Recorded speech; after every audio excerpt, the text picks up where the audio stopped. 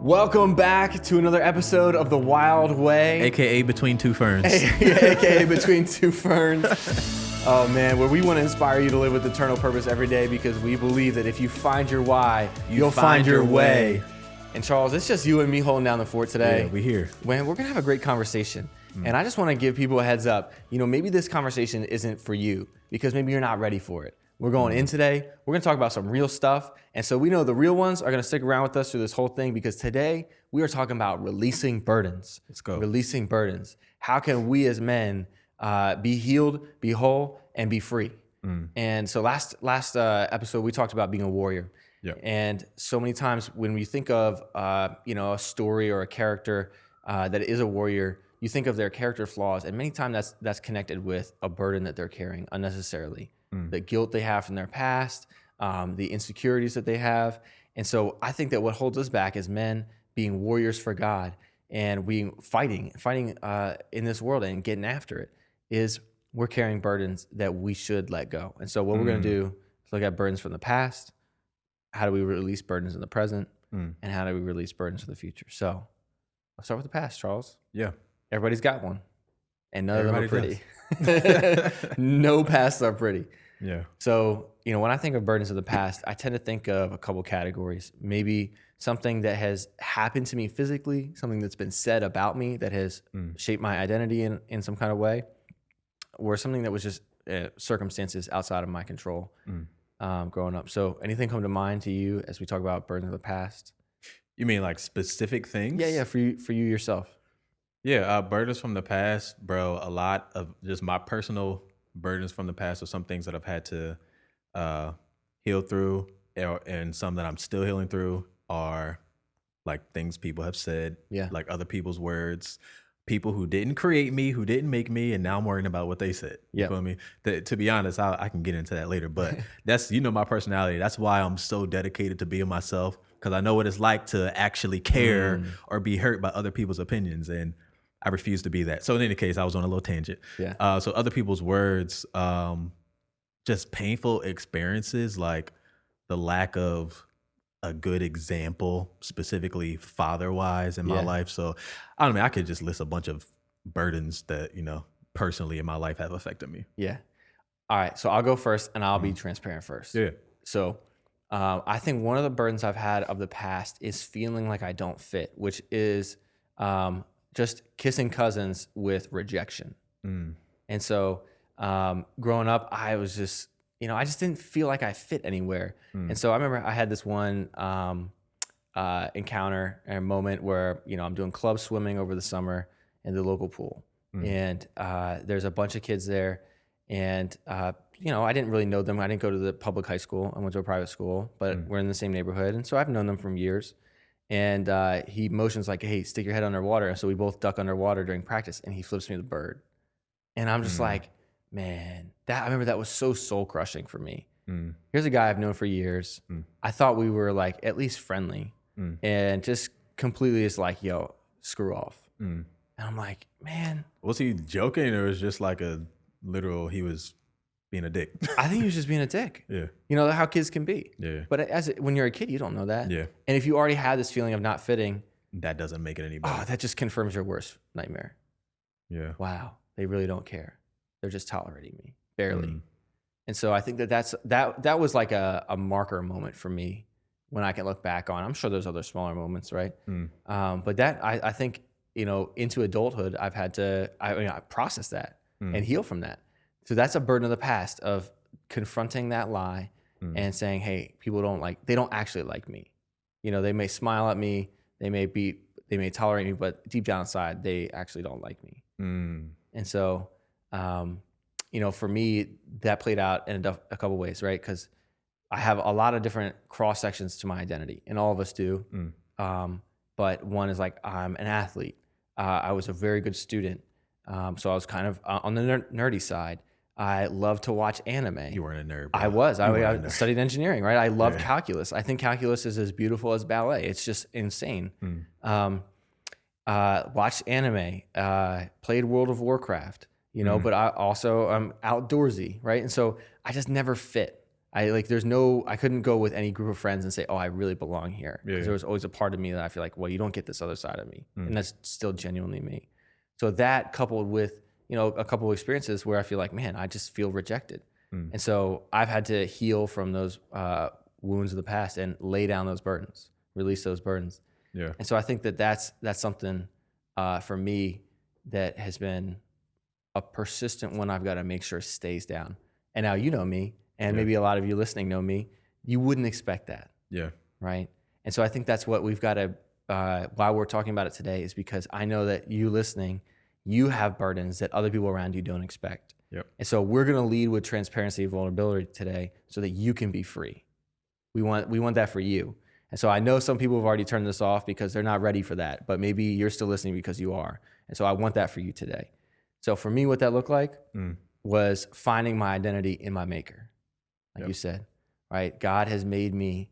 And if I find my identity outside of God, in this external world, someone will always let me down. Someone will always hurt me. Yep. And so I've had to come back to God and say, God, no, this is the truth. Even if the people that did want to hurt me, and it did hurt at the time, no, you've completely loved me and accepted me. And I'm going to live the rest of my life knowing that you know me completely, that I'm wholly loved, and that there's nothing I can do to earn your love and nothing I can do to unearn your love. I'm secure. Yeah. And so finding that security in God. And that's been a journey of healing for me. Yeah. One thing that's made me good at, I would say, is because I have felt on the outskirts at times, I have an eye for people who don't fit. Yeah. So now the people that do know me know that I am going to be a tenaciously friendly person, especially to new people. Yes. And, I have to say that's probably because I'm healed up from some stuff that hurt. Hey, I know what it's like to be in your shoes, and I want to make sure that you feel loved. Yeah. So I think that that's the benefit of laying down these burdens and walking in healing, is that we can actually be part of somebody else's healing. Yeah, that's beautiful. Yeah, man. So yeah, I can 100% relate to that. The whole rejection thing. And as you're talking, I'm sitting here thinking like, yeah, bro, I caught hell from, it felt like all corners, like literally home. Like I felt rejected by my father. Like he wasn't really around. And when he was, it wasn't a great time with him. Yeah. I mean, I don't like to get super deep about this stuff, but literally I can remember him literally telling me I was worthless. So when you hear stuff like that from your dad, that's just pure rejection right there. Yeah. And then going to school, bro, I never fit in. It was just probably about a period between it was middle school time, probably 7th to 8th grade. It was only a period of about 2 years where I felt this from school.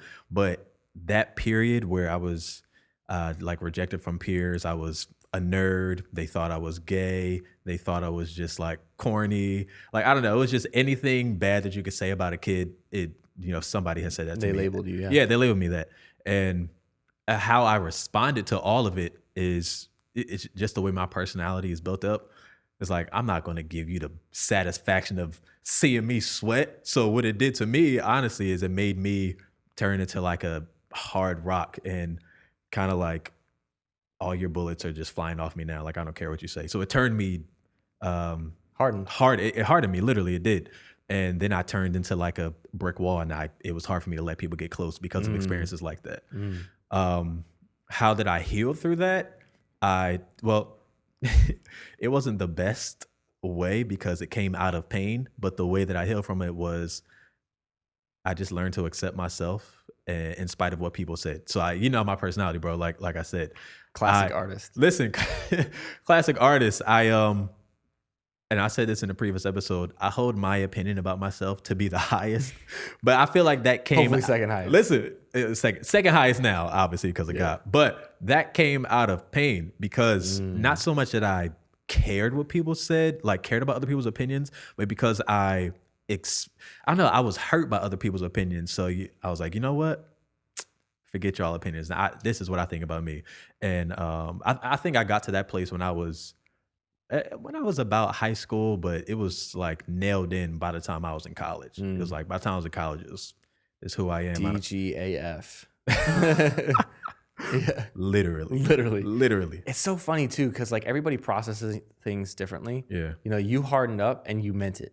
Yeah. I was still vulnerable inside, right? And I felt that so acutely, and I just constructed the external identity.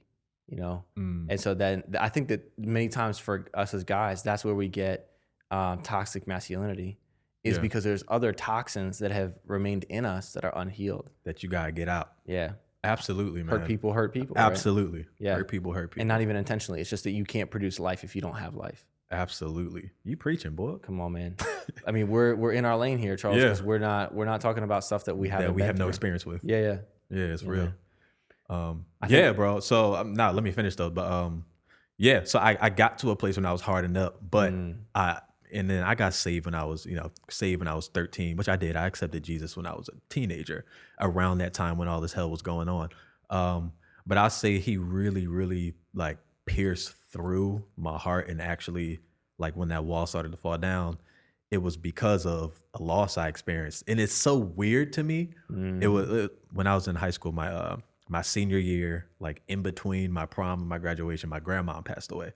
So before that, I didn't really have that many emotions. I never cried. I wasn't softened like that. But that experience, it was like an open door that God used, and all these emotions started flooding in. So I feel like that was around the time, and then especially when I started college, because it was the same era, where he started to soften me up, and I started to really be empathetic and feel other people's pain and feel my own and process and grieve some of that. Yeah. I wonder how many people are in your shoes right now where just over time they become hardened. A lot. Countless. Yeah. Countless. That's why a healed man is dangerous. A healed man is dangerous to the devil. And that's why we got to have that resolve in our hearts to be healed. Yeah. And to not let anything stand in the way of that. Yeah. That's good, man. I think it's something else worth mentioning too is, burdens from the past is regret. Our own mistakes, not just things that happen to us. Like, we are culpable. We're on the line, right? And especially in this podcast, in this brotherhood, we're going to have 100% ownership mindset, right? Like the things that are my fault, they're my fault. No ifs, ands, or buts about it. Yeah. And so, we've got to come and make amends. There's a lot of times when I've had to go back and talk to people and express remorse and say, hey, I'm really sorry for what I did. And I don't actually expect you to, but I want to let you know I'm sorry, and would you please forgive me? Right. You don't actually owe me this, but I want to be free of this burden. And that comes through confrontation. Yeah. And I think that's why so many people keep the burden, is because they don't have the courage to confront. Some people think they're good at confrontation, but it's just one way. It's lashing out. It's lashing out, right? Yeah. But that type of confrontation, that takes a whole nother level of maturity. It's like standing up and having your moment, right? Yeah. I'm the problem. Yeah. I'm the problem. And will you forgive me for such and such? Like, actually facing it, it's not easy. That's why people run from it. Oh, it takes a bigger man to admit when he's wrong. Oh, yeah, man. Bigger man. Yeah. So that's a huge one, is confronting our regrets and learning our lesson, right? In the regret is a lesson. We never justify our failures for the sake of a lesson. It was wrong, but there was redemption in it, right? Yeah. So, but yeah, man, we got to just be quick to ask for forgiveness. No room for ego here if we're going to be walking in our purpose. Absolutely. So, how about burdens of the present, Charles? Let me set this up, right? I think we have burdens of the present many times because we have difficult things. We have pain that goes ungrieved, right? And I'm a huge fan of lament and grief. I just think those are some of the best gifts God's given us. A huge fan of I lament am, and because grief. Pain is inevitable. Sorrow will come. You keep living, everything. Oh, it's coming, man. One day, my buddy, you know him, he says, Bill, one day, either one of us is going to preach at the other's funeral. Everything you love will die. Everything you've ever cherished will die, or you will die first. Right. And so life is so much, it can be a lot of pain and suffering. And so we fall into one of two categories typically, is hardening up, and it really hardens us to the bottom, or we put the shell up, end up hurting other people. Yeah. And then in the inside, we're still bleeding, still hemorrhaging. Yeah. So I think grief is the only way to let it go. So the 5 stages of grief are denial, anger, bargaining, depression, and acceptance. And so I think so many people live in denial. And we've all met people like this. I'm sure you watching, you met people like this, where they just completely live in denial. Maybe it's about their dad. Oh yeah, no, hey, screw that guy. he didn't have that big of an impact. I'm glad he's gone. He ain't fool nobody, right? Like, Right. you know, and so they just stay in that perpetual state of denial. So Charles, talk to us about grief. What role does grief play in your life, and expressing pain, acknowledging that, and then letting it go? Yeah. Well, first, when you just read those 5 stages of grief, I felt like I've literally experienced every one of them, and and you know this, but those listening, you probably don't know. But recently, somebody very close to me, my cousin, passed away probably about 2 weeks ago now. His service is actually tomorrow.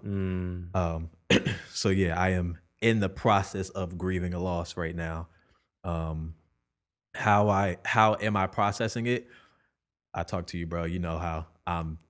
It's up and down. I was up and down, man. I was, the first week after I found out, it was shock, it was denial, it was nah, man, this didn't happen, like, because it was so sudden. Like, nah, man, I can't believe it.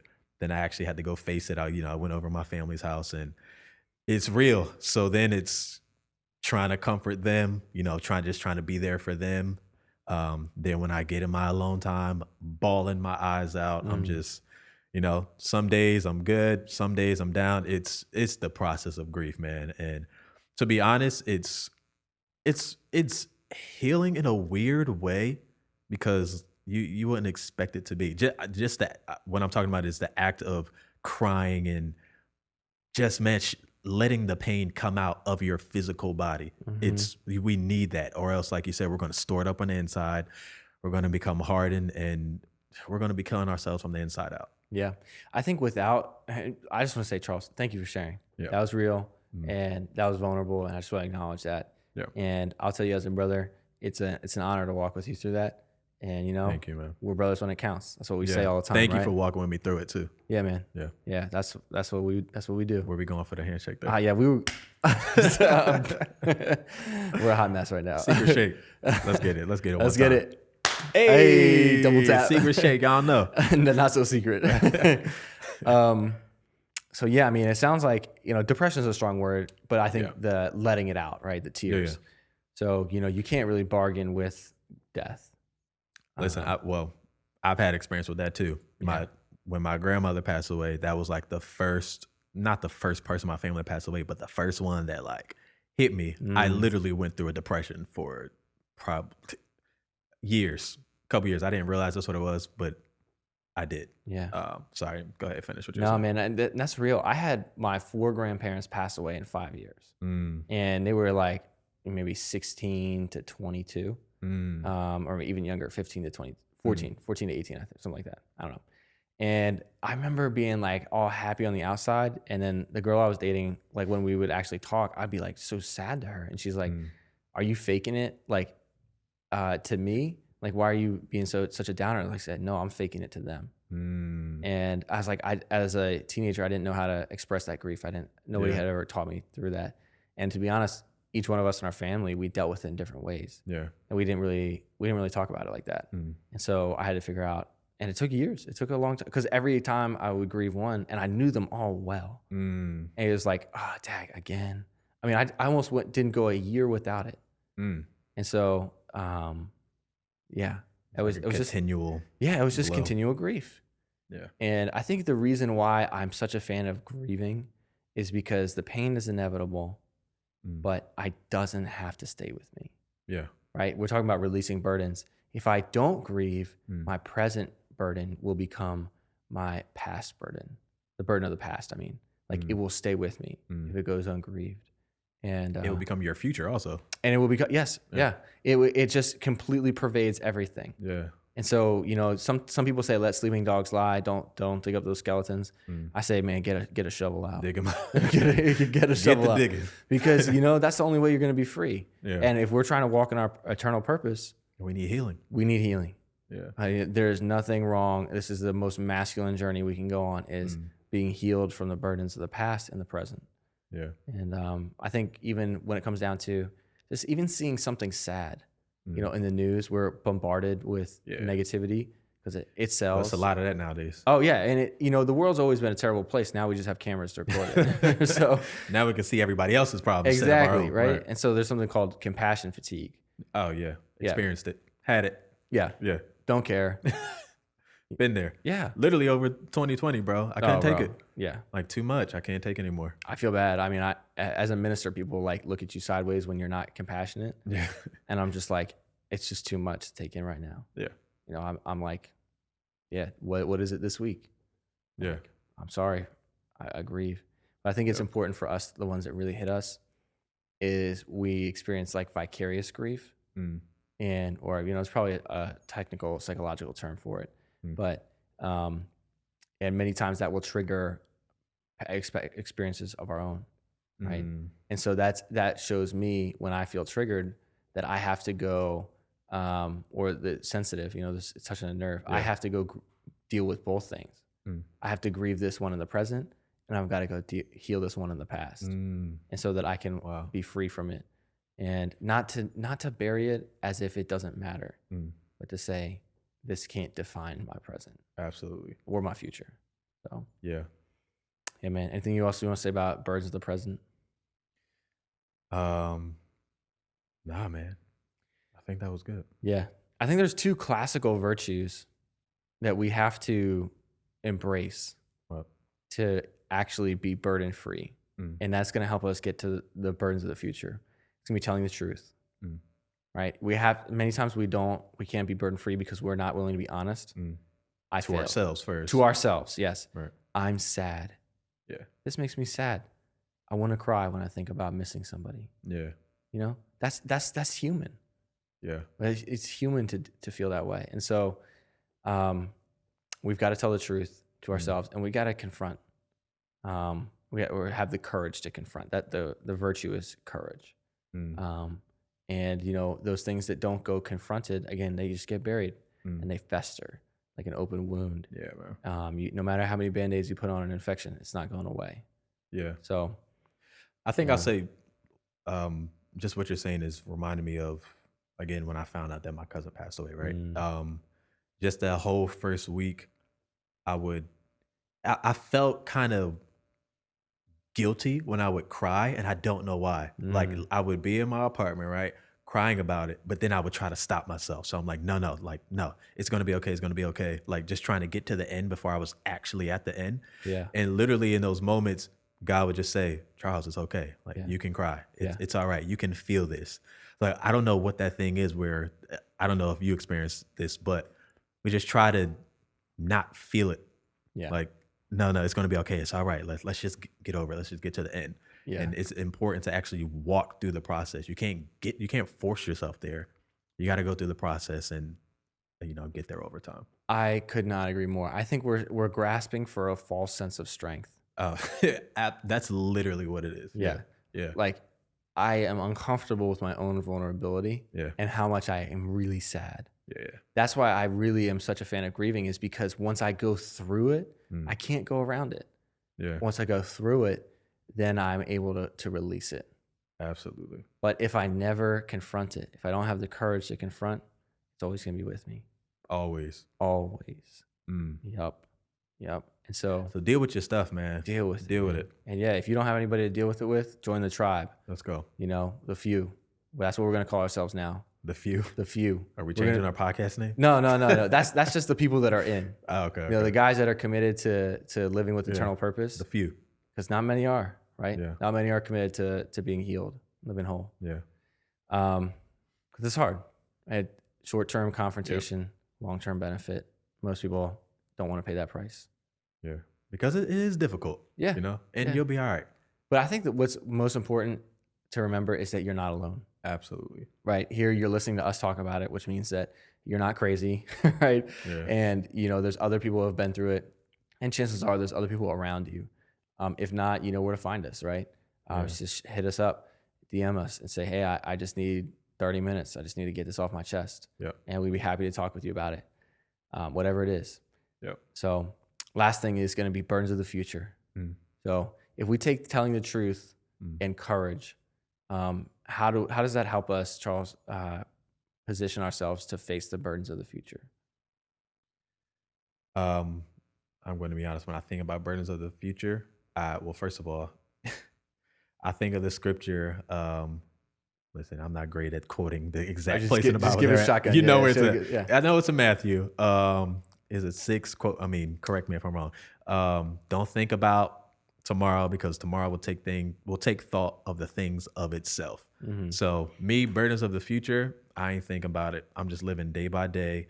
But your question, how does being honest and courageous position us? It First of all, it teaches us how to deal with the burdens and the issues when they come. Like, now you know what to do now because you've done it. You be honest with yourself that you're feeling these emotions, you're going through this, and being courageous enough to face it. You got the tools, you got the formula now, so just use it Yeah. because it will come. Like you said, like it's gonna come. So be prepared. Don't be surprised. That when it actually happens. And yeah. Yeah.